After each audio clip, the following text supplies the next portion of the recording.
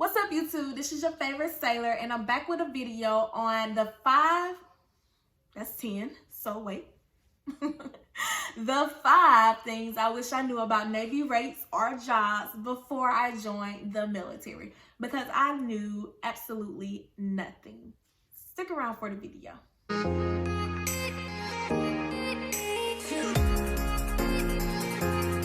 All right, the first thing that I wish I knew was all the different rates in the Navy. I had no idea the amount of rates that the Navy had to offer until I got in and already had a job.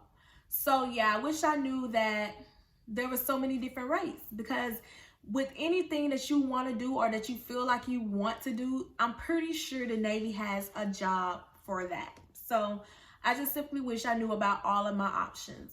Number 2, I wish I knew about the advancement history of all the jobs that are listed, like all the jobs that they put out in front of you. Because when you go to pick out your job, what they do is they put out a piece of paper of all the jobs that you qualify for and all the jobs that the Navy are looking for at that moment. So with all the jobs they're laying out there, and they basically just telling you, all right, pick one. And you just like, can I take this home to my mama? Like, can I take this home and think about it? They're like, no, you got until 2 minutes, because that's when I go to lunch. So you just pick a job. That one. All right, that's your rate. Like, no, I wish I knew I was more prepared. So when all the jobs were listed in front of me, I knew their advancement history, so that'll make a better judgment on my part on what rate I wanted to go to. Because before I joined, I thought I wanted to be in the medical field, and then when I got in, I'm like, well, maybe the medical field wasn't that great of an option for me, because it's so hard to advance as a corpsman in the Navy. Like, their advancement rates are low. They're like 4%, 5%, and that's low. So I wish I knew all the advancement history with, well, the advancement history with all the rates. The third thing, because that's 6, I wish I knew about the quality of life for each rate. Because yeah, you can have a good job and you can have a good advancement, but your quality of life sucks. Like, you don't even want to do your job no more because it sucks during your job. Like, I don't want to be out at sea working 12-hour days with 6 hours off, or 6 hours on and 6 hour hours. I don't care if I like doing the job or not. I like me time. So I need to know what the quality of life is like on the ship. What do y'all do? How are y'all hours? How are y'all living conditions? How is the space? Is it very hot? Is it cold? Like, I need to know my quality of life on the boat. So yeah, that would be number 3, quality of life. So on to number 4, I wish I knew the sea to shore rotation.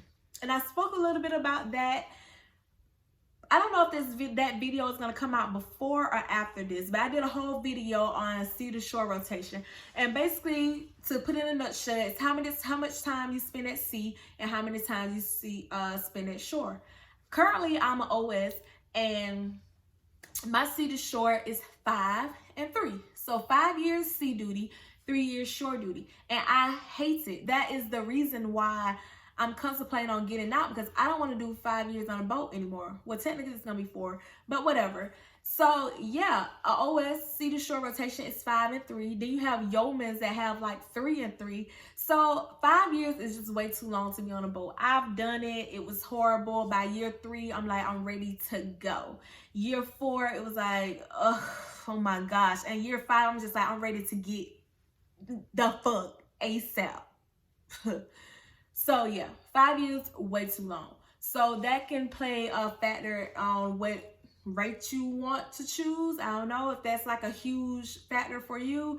It is for me, now that I know what I know now. And then the fifth and final thing is the job outlook in the civilian world. Like, I would consider that as well if I was to be brand new in the Navy and picking a rate. Because what if I don't like the Navy? Yeah, I probably like my job, but I probably don't like the politics of the Navy. So I want to know, how does the job that I've been doing in the military transfer over to the civilian world? Like, IT is a great job to have if you're in the military and then you get out.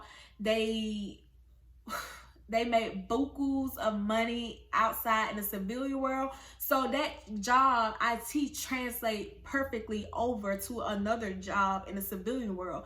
And there's like yeoman as well, or a legal man. Like all those jobs transfer over to the civilian world well. I'm an operations specialist. I'm an OS. There's really not much I can do in the civilian world, honestly, if you want to be 100 about it. Like there's really not much I can do.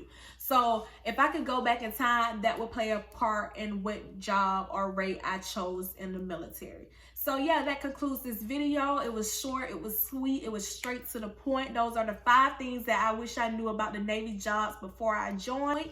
Like the video if you liked the video. Comment down below if you was in the military, in the Navy, and you got out. Tell me, what job did you do? Did your job transfer over well to the civilian world? Did it add a lot of job experience to the job that you have now? Like, just comment all the information down below. And also, don't forget to subscribe to my channel, please. And yeah,